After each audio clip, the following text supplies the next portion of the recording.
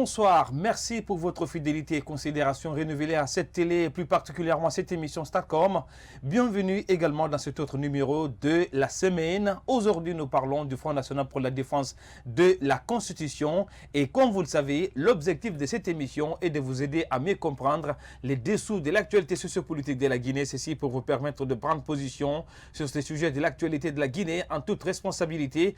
Au menu, il faut dire que dans un contexte de climat tendu en Guinée, à l'approche d'une élection présidentielle où le président Alpha Condé brigue un troisième mandat, que le Front National pour la défense de la Constitution, FNDC, invite le peuple de Guinée à se mobiliser massivement le mardi 29 septembre 2020 pour faire barrage, disent-ils, au coup d'État du président guinéen qui brigue ainsi un troisième mandat. Et ceci alors que notamment l'ONG, le GDH dénonce les violations des droits de l'homme en Guinée. Il faut dire que dans une déclaration, l'Organisation guinéenne de défense des droits de l'homme et des citoyens a épinglé l'État guinéen sur les multiples cas de violations en Guinée. Alors sur la question du FNDC, le FNDC, à travers notamment cette manifestation, il faut dire, face au défi de la mobilisation, le FNDC réussira-t-il notamment à faire mobiliser les Guinéens le 29 septembre 2020 dans le cadre de la lutte contre le troisième mandat?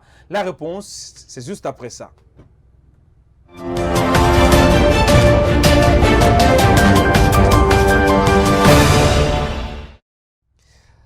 Merci pour votre constance à cette télé et bienvenue également pour une fois dans cette émission, ce numéro consacré essentiellement au FNDC qui invite les Guinéens à se mobiliser le 29 septembre. Pour en parler sur ce plateau, je reçois M.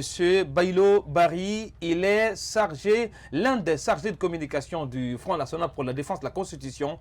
M. Barry, c'est tout le plaisir pour moi de vous recevoir dans cette émission Starcom sur la télé du 21e siècle et bienvenue. Monsieur Mohamed, le plaisir me revient.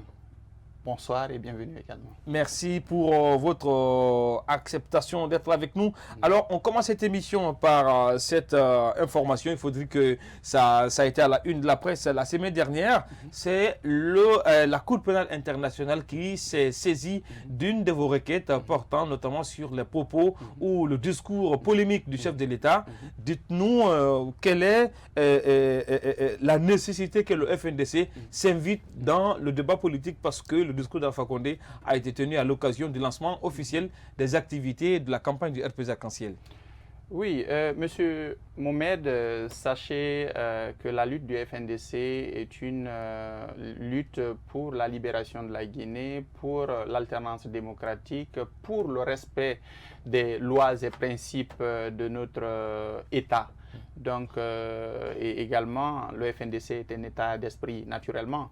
Et donc, c'est pour vous dire encore une fois, il est important lorsque le père de la nation se comporte comme si il était l'ennemi de ce même peuple, qu'il est censé défendre, protéger et améliorer ses conditions de vie.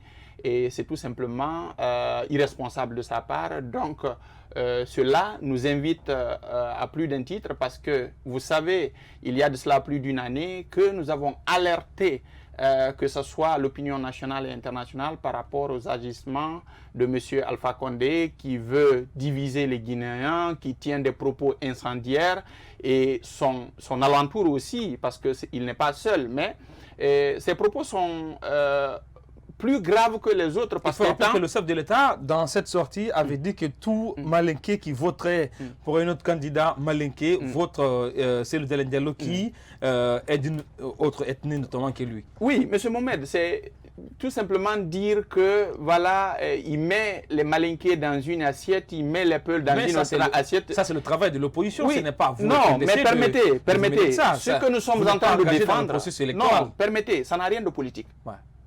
Cette question, l'ethnicisation du débat, ça n'a rien de politique. C'est une question sociale et citoyenne. Aujourd'hui, on ne peut pas mettre les Guinéens les uns contre les autres. Et en tant qu'homme épris de paix, de justice et de démocratie, qu'on ferme les yeux sur les agissements d'un monsieur qui a déjà fini ses 2 mandats. D'accord? Il va mélanger les Guinéens et partir. C'est ce que vous voulez. Donc, cela doit alerter tout citoyen guinéen. Nous ne devons pas tomber dans cela. Parce qu'aujourd'hui, c'est pour moi un faux débat. Vous savez, le plus souvent, lorsque les politiques manquent d'arguments ou que leur projet de société ne tient pas, c'est en ce moment qu'ils se rabattent sur l'ethnie, sur la région, sur même la religion. Parce qu'on a vu aujourd'hui M. Alpha Condé qui peut instruire réellement à ce qu'on s'attaque à nos notabilités. Parce que imaginez-vous ce qui s'est passé chez le Kuntigi de la Basse-Côte, là où tous les Kuntigi de la région, c'est-à-dire la force morale de notre pays, l'autorité morale de notre pays a été attaquée. C'était toutes les régions qui étaient réunies. Comment est-ce qu'il peut amener les forces de l'ordre et de sécurité d'aller s'en prendre à ces paisibles populations? Et de l'autre côté, c'est pour justement faire comprendre aux citoyens que le bien-être ou la quiétude sociale de ce pays ne l'importe peu. Tout ce qui le préoccupe, c'est comment est-ce qu'il peut garder le pouvoir, comment est-ce qu'il peut s'organiser au pouvoir. On va parler du président Alpha Condé tout à l'heure parce que votre marche du 29 septembre, c'est bien évidemment fait contre Alpha Condé. Alors, il y a également cette annonce qui sonne comme étant une sorte de couperet dans la presse. Il faut dire quand même que votre collègue Fonike Mangué, au sorti de vos manifestations, a été interpellé et finalement son dossier a été qualifié vide. Et du coup, le FNDC a porté plainte contre des commis de l'État, notamment Simakan de la commission de brigade de recherche et d'investigation, également Fabou de la DPJ. Finalement, le juge Wright, Charles Wright, a déposé un mandat contre Fabou et Simakan. Dites-moi, est-ce qu'on pouvait s'attendre à cela? Comment est-ce que le FNDC est parvenu à ces... Parce que là également, on peut parler d'une petite victoire, voir que voilà, c'est... Oui, vous savez, aujourd'hui, pour vous dire encore une fois que le FNDC est un état d'esprit, c'est une question qui concerne tout le monde. Tous ceux qui sont animés par la justice, par la paix, par l'alternance, par la démocratie et l'état de droit dans notre pays, vous allez voir, quelle que soit l'oppression ou la pression qui se trouve derrière eux, beaucoup vont s'en débarrasser et s'en éloigner. Et c'est ce qui fait qu'aujourd'hui, cela ne nous étonne pas de trop parce que vous avez suivi un peu le procès Fonike Mengue. Ah oui, c'est d'où on a commencé à voir les prémices de M. Charles. M. Charles a pris la décision, le courage et l'honnêteté de dire la vérité devant la barre. Et ça, c'est un acquis quand même pour Alpha Condé. Non, bon, oui, ça peut être un acquis. Non, mais il l'a pas fait pour lui, il l'a fait pour lui-même. Aujourd'hui, on aurait aimé que les juges, les avocats, les procureurs, surtout le procureur qui se dit que lui, si la loi dit, la règle, c'est l'acquittation, l'exception, c'est l'emprisonnement. Lui, il prend le contraire. Je vais parler de Sidi Ndiaye.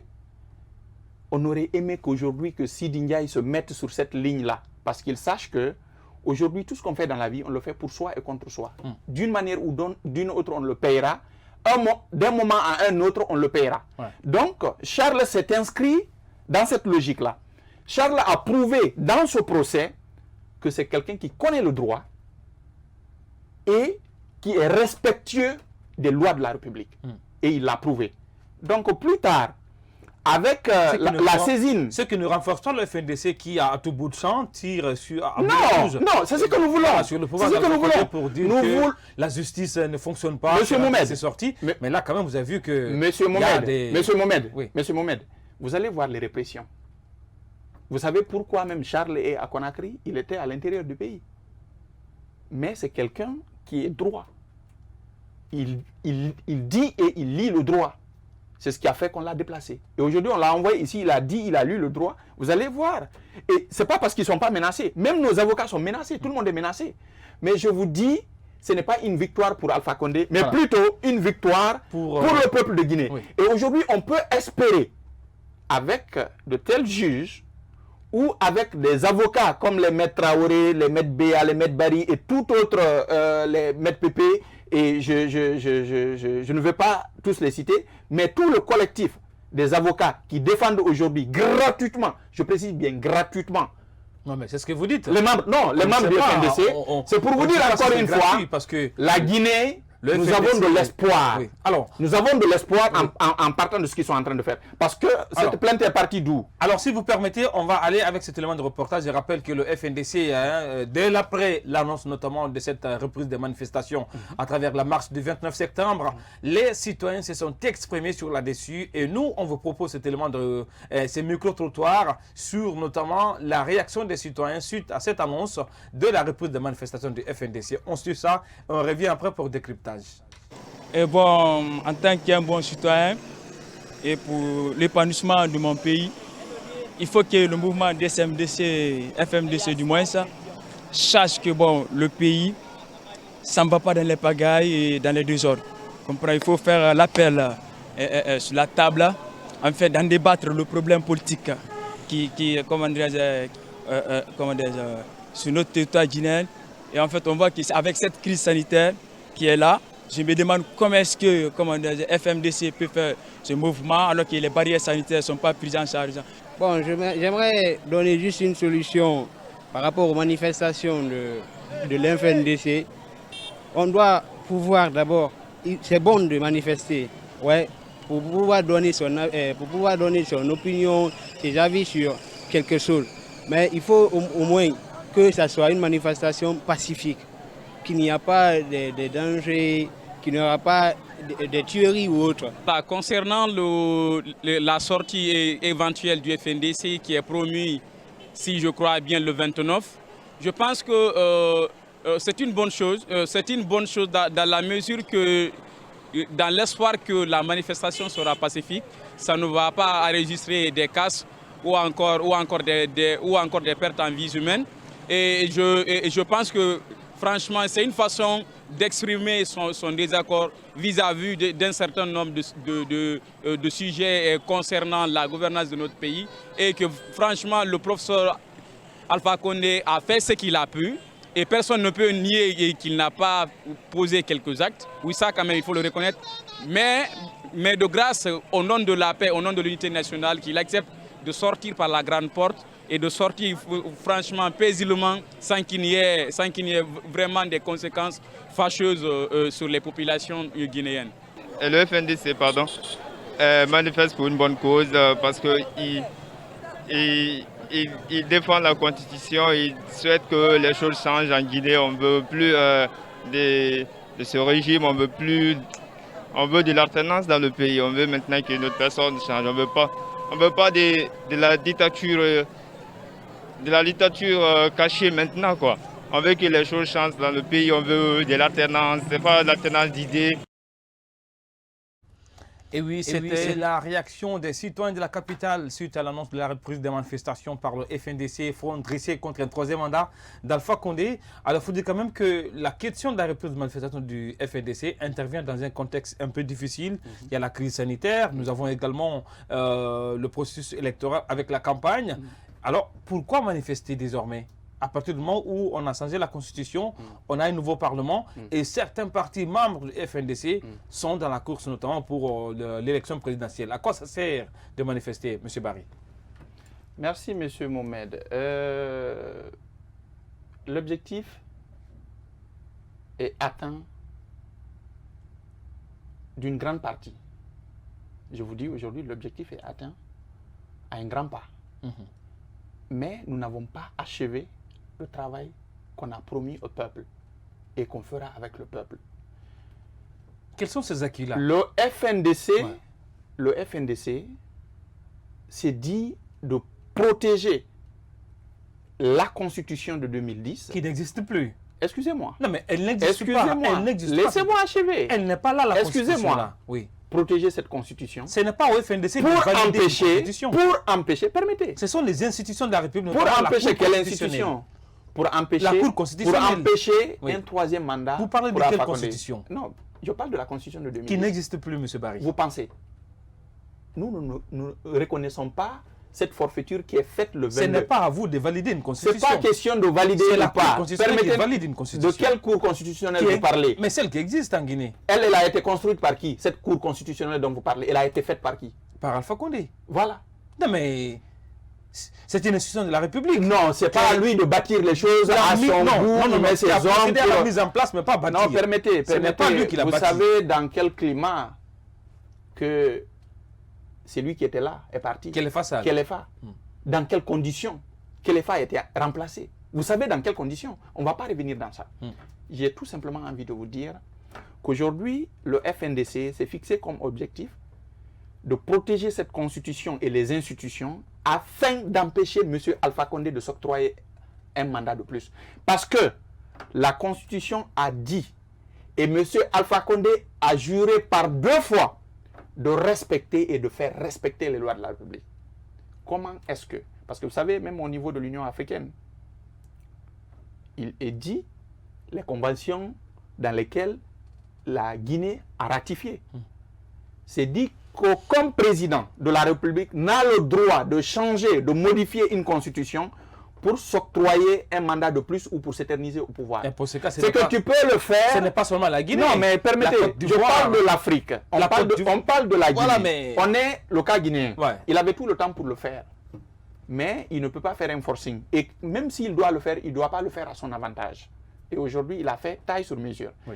Nous avons alerté les populations à un moment, les populations n'ont pas peut-être compris. Alors, on a dit ce qu'il est en train de faire. Il a piégé les populations en les induisant en erreur de dire ok, on va aller aux 2 élections.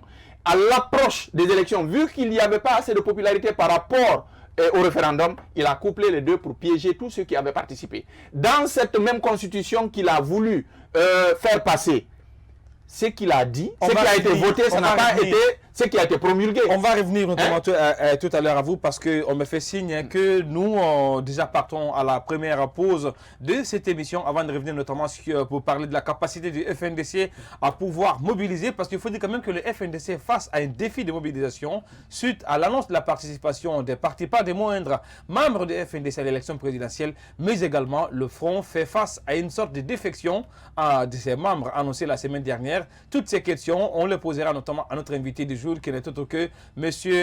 Bailo Barry, chargé de communication adjoint du FNDC. Mais ça va être juste après cette courte pause et on revient juste après.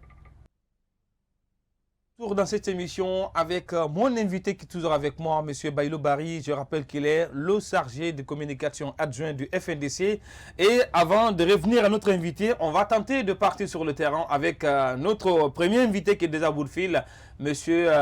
Aboubakar Sidiki Diallo. Il est le président de l'UMP, député à l'Assemblée nationale, mais également il a été membre du FNDC avant de partir notamment dans la création de la CARP, désormais qui se trouve être la convergence des acteurs pour la relève politique en Guinée, qui soutiennent la candidature du président Alpha Condé pour son 3e mandat. Monsieur Diallo, bonjour et bienvenue dans l'émission Starcom sur la télé du 21e siècle.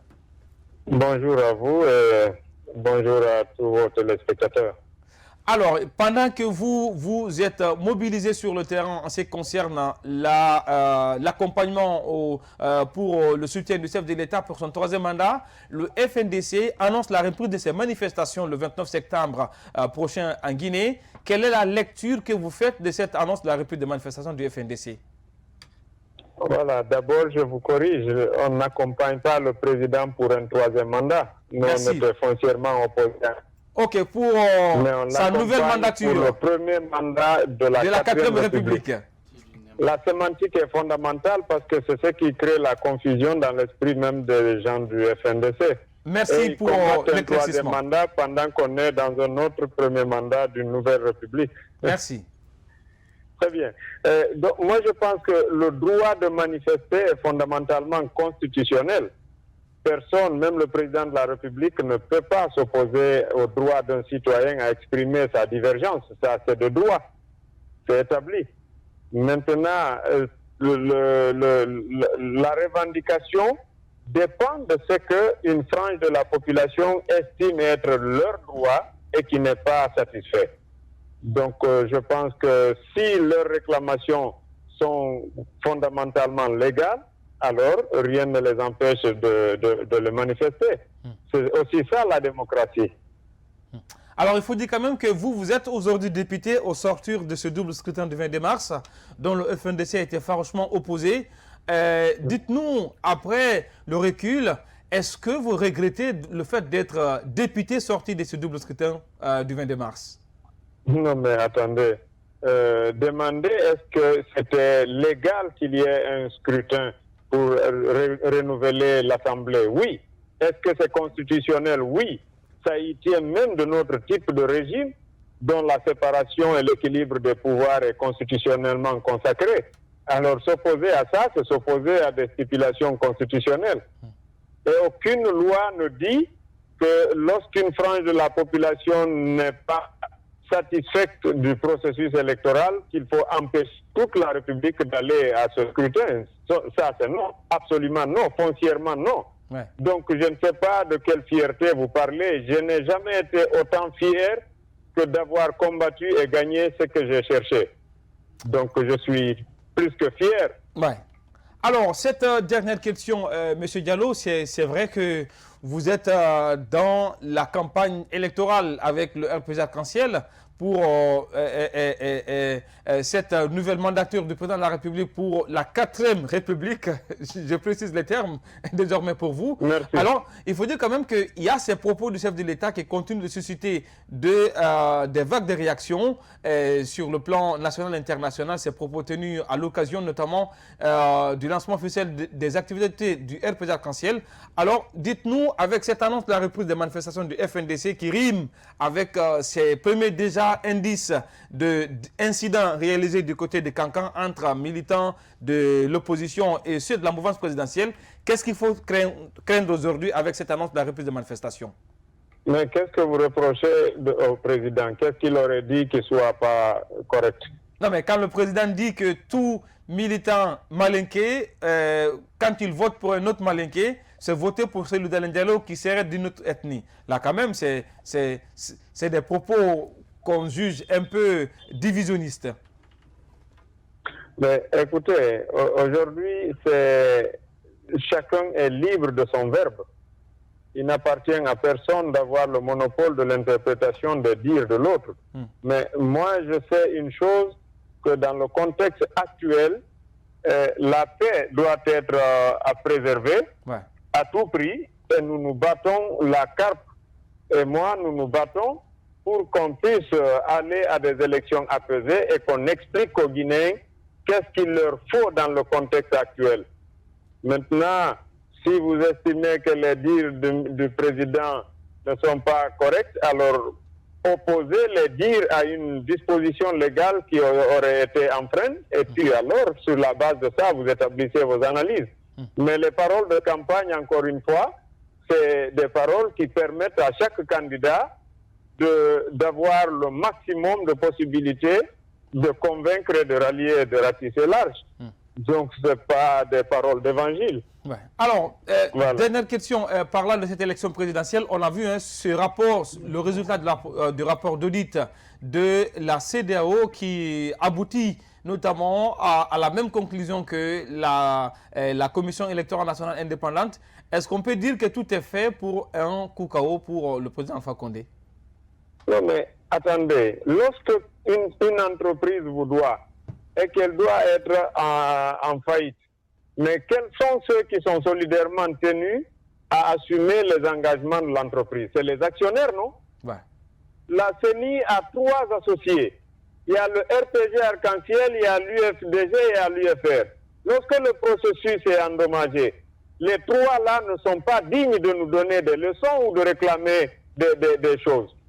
Alors, j'aimerais que notre candidat réclame des manquements à la CENI et au processus, mais pas les sociétaires même qui ont travaillé de la base au sommet. Aujourd'hui, la CENI est une institution qui est en proie à ces 3 formations politiques. Alors qu'ils arrêtent de nous parler d'irrégularité, monter, descendre, faire des rapports bidons.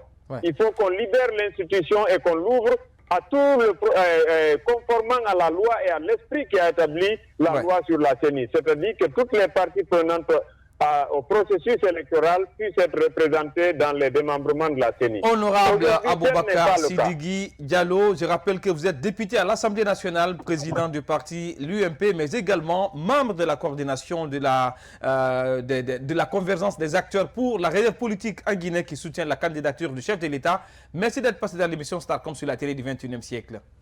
Merci à vous. Merci à votre invité et aux auditeurs. Merci. Alors, on revient à vous. On parle notamment de du fondement de la reprise des manifestations. Et bon, c'est à vous de voir si vous pouvez réagir sur les propos de notre invité au téléphone ou bien vous continuez la justification de la reprise de la manifestation. Non, vous savez, ce programme ne nous concerne pas, donc que les politiques gèrent leurs problèmes entre eux et parlant de fichiers. Mais vous êtes contre le troisième mandat et ils soutiennent la candidature du chef de l'État. Ça aboutit Ça, c'est leur problème. Ouais.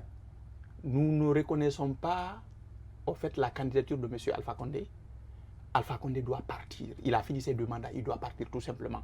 S'il a des hommes qui veulent aller avec lui ou qui veulent manger avec lui ou qui pensent que non, Alpha, il va imposer, il va passer, ils vont continuer à piller ce pays, ça c'est leur problème. Ouais. Aujourd'hui, nous, ce qui nous concerne, on reste concentré sur la manifestation. Sur comment nous organiser, nous réorganiser, mobiliser et remobiliser les citoyens pour empêcher M. Alpha Condé en tout cas, le terme, de commettre son forfait. Le terme nous nous réorganisons est bien approprié parce que je sais que le front fait face à des défections. Non, je suis désolé. Il n'y a pas une question de défection. Non, mais c'est il y a des antennes qui... Si on peut parler de défection, peut-être c'est si on a eu des décès. Peut-être des citoyens qui sont décédés en République de Guinée, on peut dire oui, peut-être il y a moins. Mais sachez qu'il y a d'autres qui sont nés. Donc alors... il y a l'équilibre qui se crée. Et ceux qui se retirent du front, que dites-vous de ça? Permettez. Aujourd'hui, nous sommes dans une lutte. La lutte, elle est sociale. Vous aimez souvent parler d'échec. Si vous estimez que le FNDC a échoué, c'est que vous avez échoué, le peuple a échoué. Parce que ce que nous le faisons pour le peuple, pour le bien-être des citoyens guinéens. Vous comprenez? Il faut que chacun puisse intégrer cela. Ce que nous faisons, même peut-être le président, lui, il a suffisamment d'argent ou des liens, ça ne le concerne pas. Mais tous ceux qui sont en train de râler dans la misère en République de Guinée, nous voyons un peu lorsqu'il... Lui-même, pourquoi il se met dans son palais pour parler à ses militants? Pourquoi aujourd'hui il a même peur de prendre même l'hélico?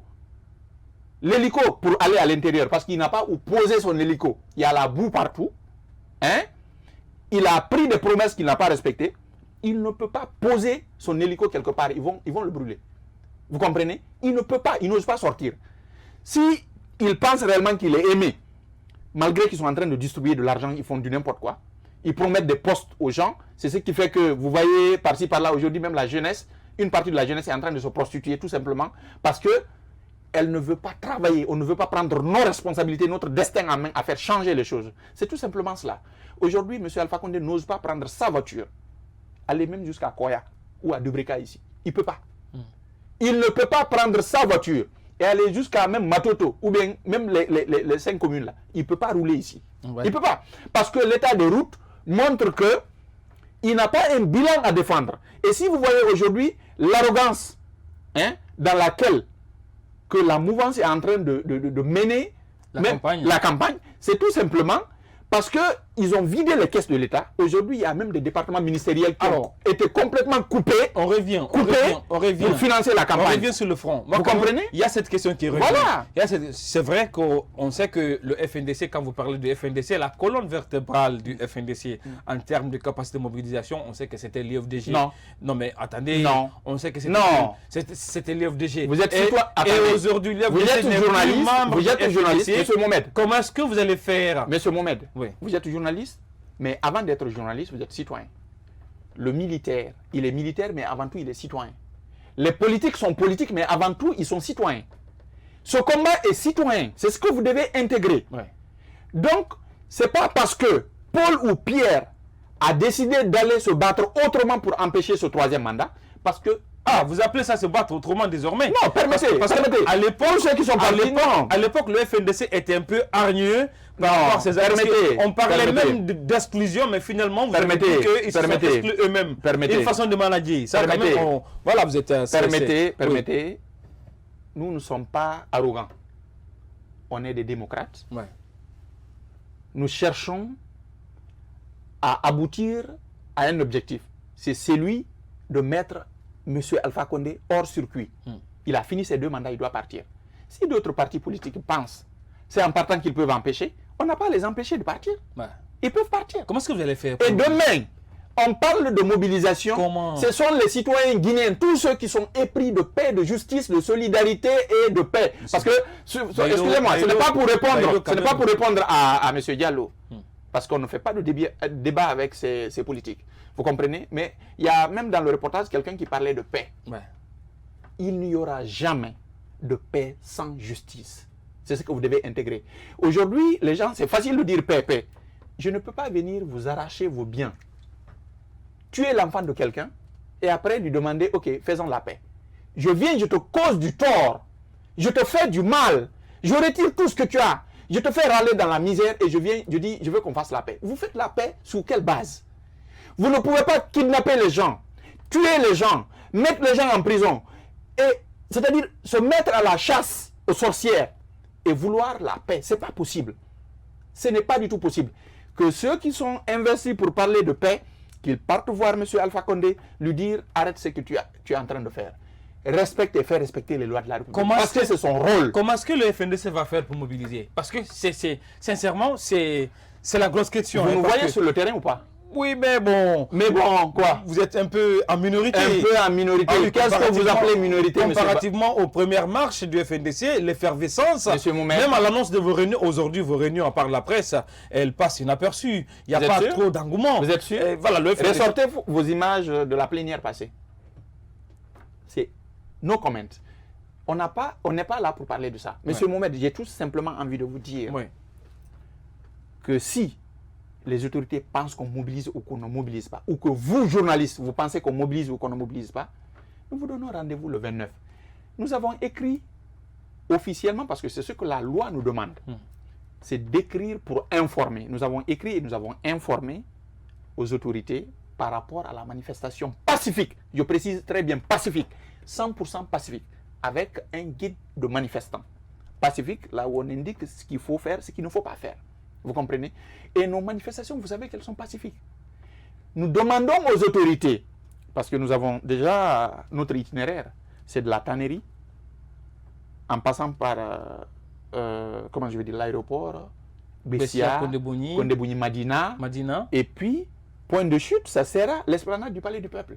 Mais quand même, c'est trop osé pour le FNDC. Osé pourquoi? Non, mais quand même, on n'a pas droit. On n'a pas droit. Non, mais quand même, vous le on n'a pas droit. Vous le savez que quand le front... On sait quoi? Non, mais quand le front manifeste, c'est presque tout est paralysé. Vous ne pouvez pas passer par le... Non, Madina, c'est le centre d'affaires de la Guinée. Et Kaloum, on sait parce que c'est le nerf de l'administration guinéenne. Là, quand même, c'est trop... Qu'est-ce qui empêcherait aux autorités de nous donner une journée? Une journée. Nous avons quelque chose dans le cœur qu'on a envie d'exprimer. Ce que nous demandons aux autorités, c'est de regrouper toutes leurs forces de l'ordre et de sécurité, d'empêcher les contre-manifestants et eux-mêmes, souvent, qui s'invitent dans la danse pour tirer sur les gens, de rester. Il ne faut pas qu'ils viennent avec des armes. S'ils veulent même gaz lacrymogène, ils n'ont qu'à laisser. Personne ne va les toucher. Et s'ils pensent, ou s'ils savent, ils ne peuvent pas retenir leur cœur, ils ont la gâchette facile, ils n'ont qu'à rester chez eux. Nous allons mobiliser comme d'habitude et organiser afin d'encadrer nos propres manifestations avec nos propres ordres. Alors, par quel baromètre on peut justifier votre capacité, c'est la capacité à relever ces défis de mobilisation? Par quel baromètre? Heureusement, vous êtes une télé, vous n'êtes pas une radio. Le jour là, venez avec vos drones. Ah mais c'est sûr. Venez avec vos drones et vos caméras. Mettez l'événement en direct pour ne pas qu'on vous dise non, que vous avez manipulé les images. Ces téléspectateurs qu'on fait un plateau spécial ces jours-là. Faites-le, venez. Nous demandons aux autorités. C'est un défi que je lance à M. Alpha Condé. Le FNDC qui a le défi de la mobilisation défie l'autorité à son tour. Nous défions M. Alpha Condé. S'il pense qu'on ne peut pas mobiliser aujourd'hui, il n'a qu'à nous ouvrir les routes. Et d'ailleurs, il n'a pas à interdire cette marche parce que c'est un droit constitutionnel. Mais est-ce que quand même... C'est un droit d'information, nous avons fait cela. Est-ce que le contexte n'est pas également... Vous parlez de quel contexte? À votre désavantage par rapport à la campagne électorale, vous ne pouvez pas manifester pendant qu'il y a certains qui sont en effervescence de campagne. Il est permis de revenir même un peu sur ce reportage-là parce que j'ai recueilli 2 ou 3 questions. Il y a le premier qui parlait de la manifestation pacifique. En une minute. Cette manifestation, elle est 100% pacifique. L'autre qui parlait de, nous sommes en période de pandémie. Ouais. On comprend. Mais vous avez vu même nos actions, ce qu'on a eu à mener. Certaines organisations membres du FNDC qui ont organisé des actions pour sensibiliser les populations dans le cadre de Covid. Et de l'autre côté, vous voyez le parti au pouvoir qui organisait des conventions, des congrès et même des campagnes sans se protéger. Et aujourd'hui, ils ont même permis aux taximètres ou au transport de se mettre en sardine dans les trucs, tout simplement parce qu'ils ne veulent pas diminuer le prix du carburant. Ouais. Mais de l'autre côté aussi, c'est pour dire que la campagne n'empêche pas ce que nous sommes en train de faire. Pourquoi vous ne dites pas à ceux qui font la campagne, vous perturbez? Et en plus, nous avons un conteneur. Si vous étiez à notre plénière de la fois dernière, vous avons présenté ces produits sanitaires qu'on a envoyés. Et tous ceux qui vont manifester auront leurs bavettes et des désinfectants. Et nous observerons la distanciation sociale parce que cette marche, elle sera inédite. Monsieur tout ce que nous demandons, Baïlo Barry, vous voulez la paix? Qu'il est l'un des chargés de communication du Front National pour la Défense de la Constitution, un front qui a un défi de mobilisation, mais qui à son tour défie les autorités par rapport à l'autorisation de cette marche du 29 septembre. Alors nous, on va marquer une courte pause avant d'arriver dans cette émission pour parler de l'OGDH qui dénonce les violations des droits de l'homme en Guinée et tire la sonnette d'alarme. L'organisation guinéenne, notamment de défense des droits de l'homme et du citoyen, dans une déclaration égrené les multiples violations des droits de l'homme dans le pays. On en parle juste après cette courte pause avec notre invité, mais également on aura également monsieur Abdoul Gadiri Diallo, président de l'OGDH, pour parler de ces violations en Guinée. Ça sera juste après ça.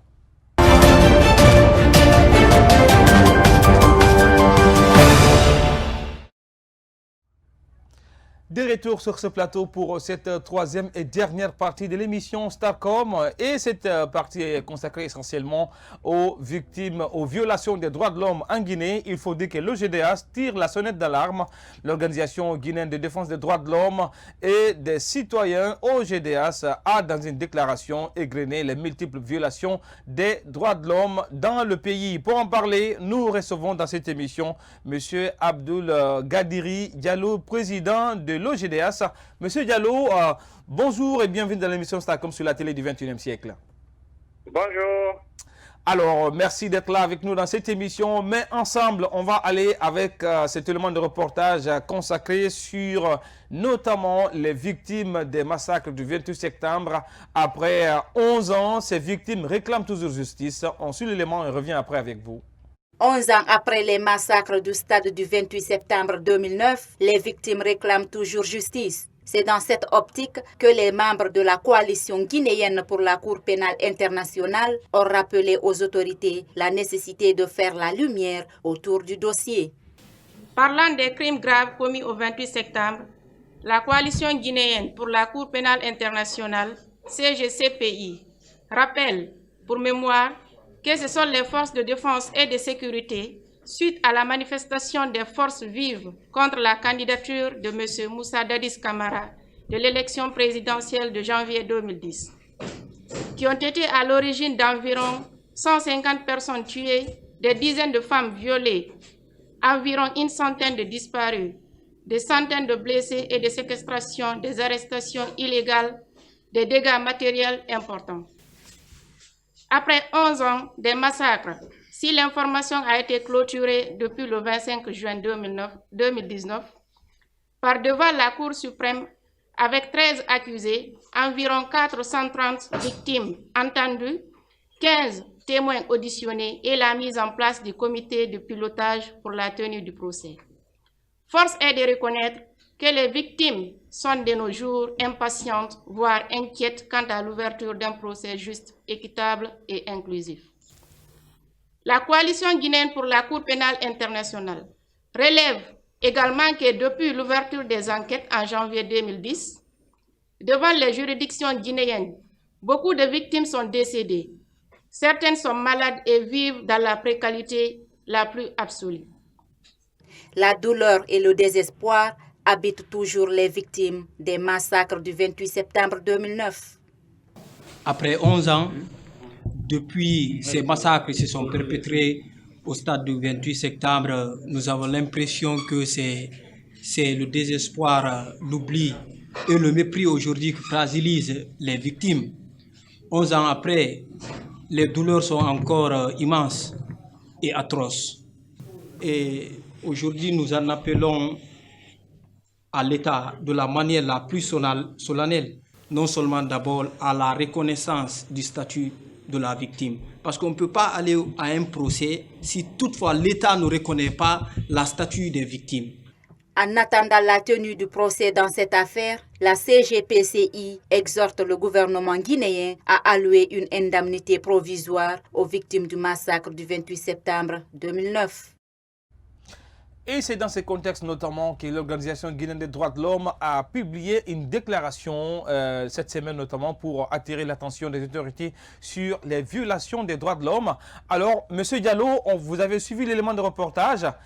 Quel enseignement tirez-vous de cet élément de reportage en tant qu'activiste des droits de l'homme après 11 ans de massacres, notamment des événements du 28 septembre? Jusqu'à présent, les victimes continuent à réclamer justice. Bon, je voudrais d'abord relever que, effectivement, depuis 11 ans qu'il y a eu ces événements, oui, les victimes sont toujours en attente d'une justice. Mais il faut relever que les manœuvres utilisées jusqu'à présent pour essayer de faire attendre ces victimes sont de plusieurs ordres. Dans un premier temps, avec le ministre de la Justice, garde des Sceaux, Cheikh Tako, il nous avait été donné de voir que malgré les lenteurs, il y avait eu des avancées en termes de traitement du dossier avec le pool des juges d'instruction. oui. Et c'est à son temps qu'on avait réussi à boucler le dossier et à inculper un certain nombre de personnalités qui étaient censées être dans la situation que vous connaissez. Et au départ de M. Cheikh Tako et l'arrivée de M. Mohamed Lamine Fofana, il a été question de la construction du siège où devait se tenir le procès. Ce que nous avions trouvé un peu superflu, mais avec son insistance, il a dit que les locaux devaient être construits et que cela aurait pu permettre de tenir un procès dans la plus grande célérité. Et qu'il fallait aussi former des magistrats parce qu'un procès d'une telle envergure ne s'était pas déroulé encore en Guinée. Voilà une autre fois encore l'occasion qui était donnée d'attendre et de ne pas obtenir les résultats comptés. Ouais. Mais au-delà de ça, il est allé jusqu'à hasarder une date à laquelle devait se tenir le procès, Oui. parlant du mois de juin. Et au mois de juin, on était confronté à la situation de la COVID-19 et à d'autres choses. Donc, la pose de la première pierre de l'édifice qui devait abriter le procès a été faite, mais tout ceci n'était pas en fait dans les conditions de pouvoir diligenter l'action. Et la formation des magistrats aussi a été effectuée effectivement. Il restait alors la formation des greffiers. Voilà que Mohamed Lamine Fofana s'en va, c'est Mori Doumbouya qui arrive. Un avocat de son État. Et qu'est-ce que nous apprenons aujourd'hui? C'est que d'abord, a priori, au nom du principe de la territorialité, c'est à Dixine que le procès devait se tenir et non ailleurs. Ce que nous ne rejetons pas parce que c'est un principe du droit. Mais en attendant, les magistrats qui ont été formés pour cette activité sont des magistrats qui ne sont pas domiciliés à Dixine. Est-ce à dire qu'il va falloir alors trouver d'autres magistrats pour traiter une affaire alors que ceux qui ont été formés pour ça ne sont pas encore récusés par les services? Nous nous disons qu'il y a quand même un certain amalgame qui fait qu'aujourd'hui, nous pouvons tirer la conclusion qui consiste à dire 11 ans après, on sera toujours dans la position qu'il n'y a pas de procès. Alors, il faut dire que c'est dans ces contextes que vous, notamment de l'Organisation guinéenne des droits de l'homme et des citoyens, que vous avez procédé à la publication d'une déclaration dans laquelle vous avez tiré la sonnette d'alarme sur les violations des droits de l'homme en Guinée. Alors, qu'est-ce qu'on peut en savoir de cette déclaration? Quelles sont les grandes leçons qu'on peut tirer de votre déclaration? Les grands axes sur lesquels on a essayé d'orienter notre déclaration concernent d'abord, en première position, la situation qui a été créée de manière volontaire à Koya. Un conflit domanial qui n'avait pas sa raison d'être a éclaté entre les ressortissants de Koya et l'Église catholique. Et de quoi s'agit-il? C'est que l'Église catholique a été dotée de domaines fonciers bien avant l'avènement du président Alpha Condé au pouvoir. C'est une situation qui date des années 90 jusqu'à 2005. L'administration étant une continuité, M. Alpha Condé devant aller dans le sens de ce qu'on considère comme étant des actes posés par l'administration qui l'a précédé, il était tout à fait aisé d'affirmer que, par principe, l'administration actuelle assume. Mais qu'est-ce que nous constatons? C'est que c'est l'administration actuelle, à travers la préfecture, qui crée les conditions de ce contentieux et qui, en dépit du fait que le dossier est pendant devant les juridictions, a décidé de faire un lotissement sur ces terres. Et voilà que la population, à son tour, qui est certainement manipulée par des tireurs de ficelles à l'homme, essaye de revendiquer des terres qui avaient déjà été octroyées de manière régulière à l'Église catholique par le passé. Alors, M. Diallo, est-ce que vous pouvez aller de façon ramassée? Parce qu'on est un peu acculé par le temps, de façon résumée. Et le deuxième point sur lequel on a essayé d'attirer l'attention, c'est l'attaque du domicile du Kontigi de la Basse-Guinée et là, c'est Kounassou. Oui. Au nom du principe de la liberté de réunion et du sacro-saint principe de l'inviolabilité du domicile, on ne voit pas comment des gendarmes peuvent aller tirer des grenades lacrymogènes dans la concession d'une personne qui était là en réunion avec d'autres. Voilà, ça c'est le deuxième aspect. Le troisième aspect est relatif aux arrestations arbitraires dont sont victimes certains défenseurs des droits de l'homme, notamment Saïkouyaya, Suleiman Kondé et autres. Et que, au niveau des juridictions même, au niveau du système judiciaire même, que se posent des contradictions de mise en œuvre des décisions prises par les magistrats. Bien. Et alors, il y a un autre cas qui est plus grave. Oui. C'est le discours sectaire que tient actuellement le président de la République, surtout le discours qu'il a tenu lorsqu'il a lancé sa campagne à Alcancan, sous l'œil indifférent de la haute autorité de la communication qui est censée réguler les discours de campagne. Voilà tant de situations qu'on a soulevées. Alors cette situation très grave. Oui, cette dernière question, il faut dire que votre déclaration intervient au moment où le FNDC, Front National pour la Défense de la Constitution, appelle à une nouvelle journée de manifestation. Vous, de votre côté, quelles sont les craintes qu'il faut aujourd'hui avoir face à cette reprise de manifestation en Guinée? On le sait, elle rime toujours avec des violations des droits de l'homme.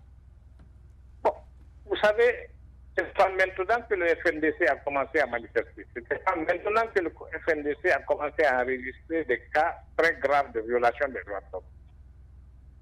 Cela, ça s'est passé tout le temps. Et le droit de manifestation pacifique étant consacré, j'entendais aujourd'hui encore sur une des radios de la place un cacique du régime qui disait que même en France, aux États-Unis, il y a des morts d'hommes quand il y a des manifestations. Et je suis désolé. Oui. Ça, c'est une honte pour notre pays de pouvoir nous comparer, de ne nous comparer qu'aux mauvais exemples. L'exemple du mal dans le mal. C'est très dommage. Mais je me dis que c'est un droit constitutionnellement reconnu à une organisation, à une plateforme, de manifester pacifiquement. Ce qui incombe à l'État, c'est de créer les conditions de la sécurisation de la marche et donc empêcher la marche. Bien. Alors, c'est tout ce qu'on pouvait dire avec vous, Monsieur Abdoul Gadiri Diallo. Je rappelle que vous êtes le président de l'Organisation guinéenne des droits de l'homme et des citoyens. Merci d'être passé dans cette émission et j'espère non plus que ça ne sera pas la dernière. Merci. Au revoir. Alors, il faut dire quand même que, parlant du FNDC, la question avec notamment cette manifestation du 29 septembre, c'est un peu le niveau de préparatif.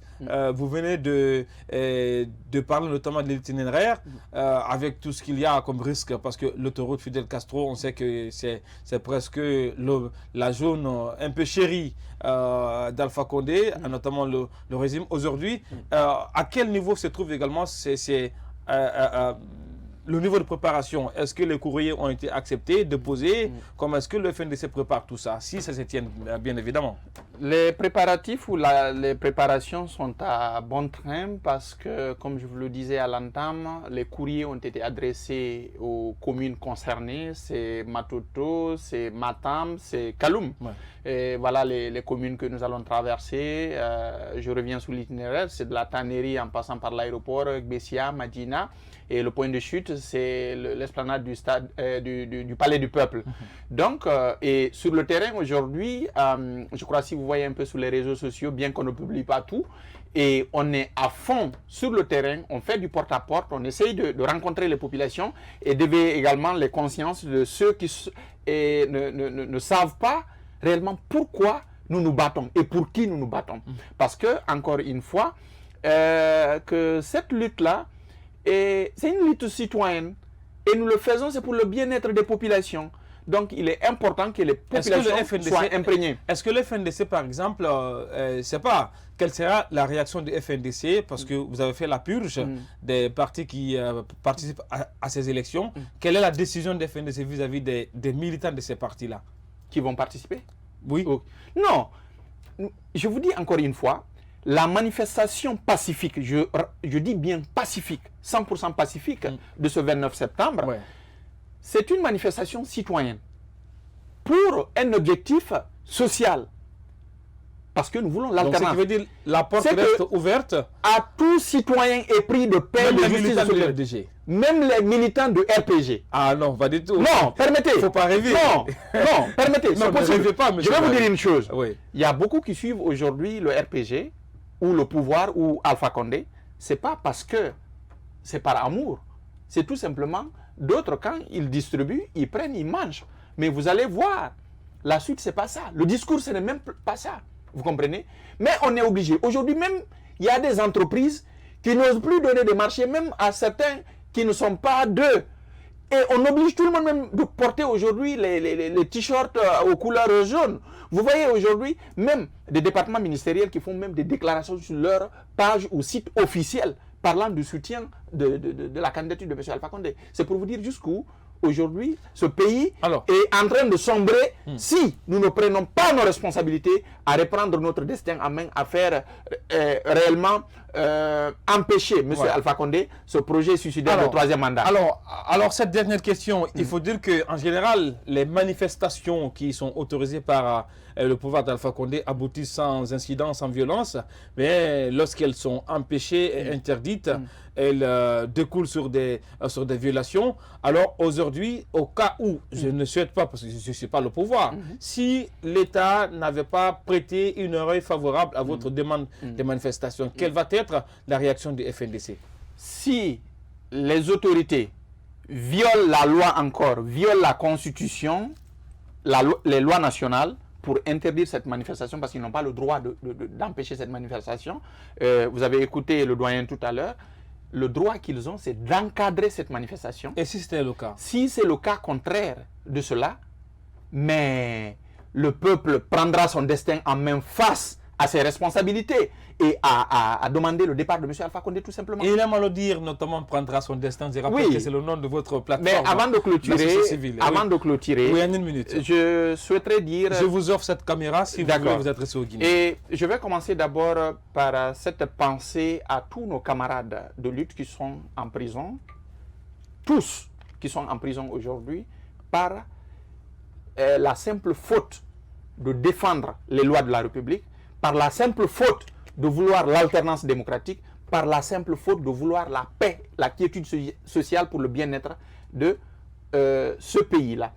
Et nous demandons également, nous disons grand merci à nos avocats et à ce juge Charles Wright, ah oui, également qui réellement a pris son destin en main dans une très bonne décision. Il est sur un bon élan. Il faut l'encourager, il faut le remercier pour son courage, qu'il sache réellement que c'est un citoyen qui est en train de s'exprimer et qu'il n'ait pas peur d'autre chose. Et de l'autre côté, oui, rapidement, c'est de dire au peuple de Guinée de sortir de sa résignation. Le pouvoir lui-même est en train de s'écrouler. Nous avons vu tout ce qui se passe aujourd'hui à l'intérieur du pays. Le président de la République est désavoué dans son fief même. Parce qu'aujourd'hui, au lieu de faire la promotion de ses acquis, comme il n'a pas d'acquis, sinon c'est sur ça qu'il devait battre sa campagne. Dire, ok, j'ai fait ça, j'ai fait ceci. Il demande pardon. Aujourd'hui, pas d'eau, pas d'électricité, hein, pas de sécurité. Voilà, c'est dans cette misère-là, il n'ose pas sortir, prendre son véhicule, se promener pour aller battre campagne. Il n'ose pas parler de ses fausses promesses aux populations. Tout ce qu'il peut faire, c'est de pleurnicher devant la population pour dire pardonnez-moi, s'il vous plaît. Oui. Donc alors, le peuple de Guinée, nous vous appelons à vous mobiliser et à vous remobiliser pour qu'on mette fin à ce rêve de M. Alpha Condé. Il est enfin à nous de prendre notre destin en main pour arracher ce qui nous revient de droit. Parce que je vous dis, M. Alpha Condé ne connaît que la force. Et alors, s'il refuse d'accepter la manifestation, nous allons arracher. Alors, c'est sur ces termes, sur ces mots notamment de M. Bailo Barry, je rappelle qu'il est l'un des chargés de communication du Front National pour la défense de la Constitution, mais également président de la plateforme Destin en main. Il aime toujours rappeler dans ses propos. Alors, M. Barry, on arrive à la fin de cette émission. Il ne me reste qu'à vous dire merci d'être passé dans l'émission Starcom, mais je vous promets qu'on fera une édition spéciale si la marche du FNDC est autorisée pour passer sous scanner votre capacité à mobiliser. Merci d'être passé dans l'émission Starcom. Plaisir partagé. Nous attendons vos drones et vos caméras. Et merci également à vous, chers téléspectateurs, qui avez pris votre temps précieux pour nous suivre dans cette émission. J'espère tout simplement que cette émission vous a permis de mieux comprendre les dessous de cette annonce de manifestation du FNDC. Il ne me reste qu'à vous dire merci. Surtout, ne zappez pas, restez sur cette télé, car le meilleur reste à venir. Au revoir. Mais nous tous, nous devons travailler à la beauté des choses, car la Guinée nous appartient tous. Au revoir.